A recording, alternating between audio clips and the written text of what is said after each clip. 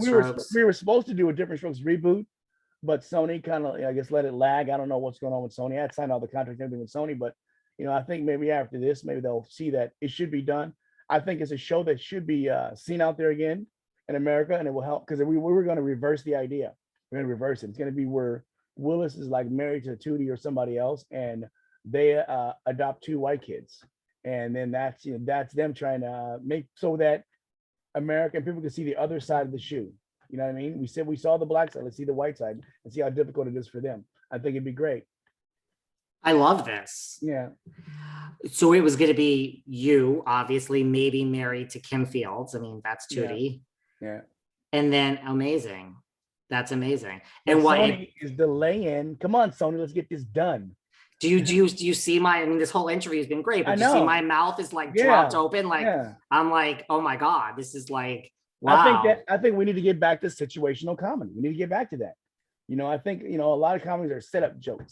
It's just not great. Situational comedy makes the best comedy ever.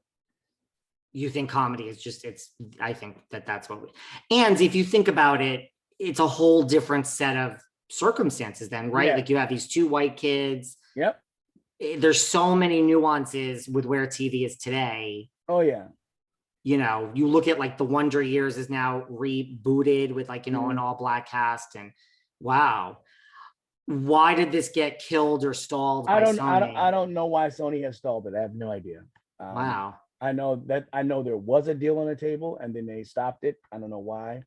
Maybe it was somebody they didn't want to work with. Maybe, I don't know. That happens. These companies sometimes don't want to work with certain people, and if they want it, they won't give it to them. So we'll see what happens from here now. Hopefully that Scott is listening. Let's get this done and move it on the road, Scott. Was Kim Fields definitely going to be a part of it also? Not at the time. She wasn't. The first lady who was on as a showrunner, she didn't want Kim, but I did. I've always wanted Kim, and I wanted to do it the way I wanted to do it, and I think it would have worked better.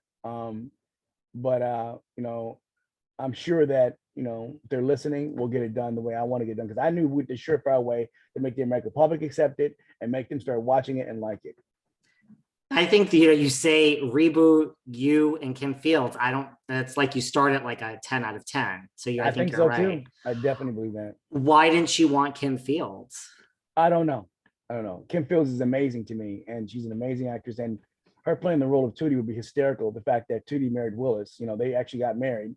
And you can play on the fact that it took Willis a long time to even see Tootie in that light, and it'd be hysterical, Unbelievable. Like whoever else they would like to cast in this role, it's not going to have the same effect. We'll still watch it, but that's what I was saying. It doesn't have the same effect having Tootie. Because see, if you have Tootie in there, you can bring back the facts. The life girls in and out, hire them for even recurring roles or regulars on the show. You could bring you could bring so much into the show, that makes a lot better. Just imagine that Kim Fields. I'm married to Kim Fields. Imagine that Mindy Cohn is our lawyer, and they're always giving Willis crap because they've always given Willis crap. So it doesn't stop just because he's married to Tootie. They keep going with Willis, and Willis is always defending himself like, I can do this right, but Willis, can't get it right. He always tries to do something and messes it all up, and then finally Tootie and them all come in and they fix it. That's what Diff'rent Strokes was about in the very beginning anyway. In what role do you see for Lisa Whelchall, Blair Warner? Blair can be a lot of different roles. Blair can be, I think it would be hilarious if Blair became, she became the housekeeper. It'd be hysterical. I was something against type, like something against type. Something against who she wanted to be. So she's the housekeeper. She's the angry housekeeper. She's the housekeeper who doesn't want to be there, but she needs the money. It would be hysterical. And like maybe she married someone really wealthy and then it didn't work out. And now she was learning these things in life for the first time. Oh my God. And what about Nancy McKeon? Do we want Joe there too? If Nancy won, I don't know if Nancy wants to work anymore. I don't know. I don't know if she wants to come back to that type of thing. But if she does, we'll find something in there to fit her. Believe me. And Lisa was on Survivor. I don't know if you know that. So. Oh, she was? Yeah, she was literally. It wasn't a celebrity Survivor. She was literally a fan of the game. How'd she do it? How'd she doing it? Really good. So she was just a fan, and she wrote to CBS or whoever, and they were like, "Wait, Blair Warner wants to be like as a not celebrity edition." And so she did decent, huh? She did good. Really good, and she had she proved things to herself that she had a great learned a lot about herself. just, it was great. You know, as like a fan of like Facts of Life, you're like, wait, like what is our world that like Lisa Whelchel is literally on this reality show, not even a celebrity edition, just because she's such a fan of this game. Yeah. It's like, it's brilliant. Do you ever get, you know, like you were on Oprah, do you ever get, you've met everybody, you know, Muhammad Ali, Nancy Reagan, do you ever get starstruck? Are you the type? Yeah, depends on who I'm meeting. When I met Sammy Davis Jr. and Lena Horne, I was very starstruck. Muhammad Ali too, I was very starstruck when I met them. Those are good ones. Did you ever have like a really bad celebrity experience where, you know, you looked up to someone and you just thought like, this person has such a great reputation, and you're like, oh yeah, there's a few of those, and I won't mention the names, but there's a few of those. I was going to ask you. Nah, I can't say it. No.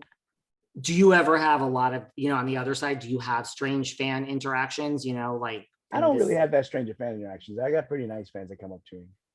That's good. But I can tell you, I do love the mask. I love the mask. Having the mask on now, best thing ever happened to me.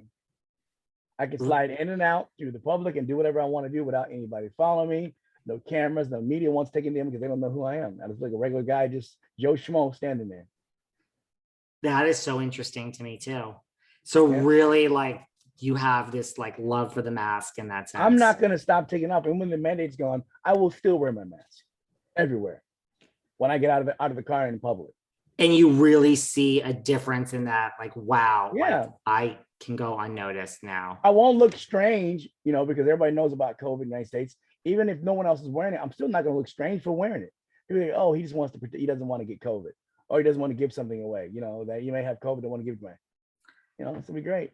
I never, I was going to say, I never thought of that really from like a celebrity point of view. I mean, it really does help. Yeah. But I think that also, you know, I'm going to wear, because in this day and frame, if a Black man can wear a mask inside of a bank or store, that's wonderful. Things are changing a little bit. You know, they haven't got all the way, but, you know. Things are changing a little bit. Yeah. What about live in front of a studio audience? Did you give any, you know, advice to Damon Wayans, who played Willis? No, I just watched him play it, but I enjoyed him. I enjoyed the heck out of it. John Lithgow was amazing. I thought Kevin Hart was good. I thought that Damon Wayans was good, and I forgot the name of the woman who played Charlotte Ray. She was amazing. What about Snoop Dogg? Oh, Snoop Dogg was hilarious playing Vernon, because he sounded, you know, he was taller than Vernon, but he sounded like him, you know, which was great. And he knew, I guess he must have watched the show and knew exactly how to act. That to me was like epic. I'm like, wait, Snoop Dogg is involved in this? Yeah, the fro and everything. I love that. And the same exact shirts we had on those episodes. That's what was more hysterical. I mean, this whole thing with like the Norman Lear, I think it's a brilliant idea. I mean, they've all been really good. And that's why, you know, I'm like, you know, if we get this reboot done, it's going to be amazing. It's going to work well with the fans, and people are going to watch it. It's the kind of show that people want to see again. And like I said, you know, Diff'rent Strokes never shied away from, you know, true stories and real themes. And I think that this show can do the same thing. A lot of shows on TV, you know, are covering things that, you know, are too political or too something else, you know. Cover the right things that make sense, you know. Cover the issues we have going on in this country, you know. So I think it'd be great to be able to do that. Like we had one episode where I think was hilarious, where when Willis first adopts the kids, he takes the kids to the hospital because one is sick, little girl is sick, takes them to the hospital, or a little boy, whichever way, is sick. And so Willis has to go do something. So, you know,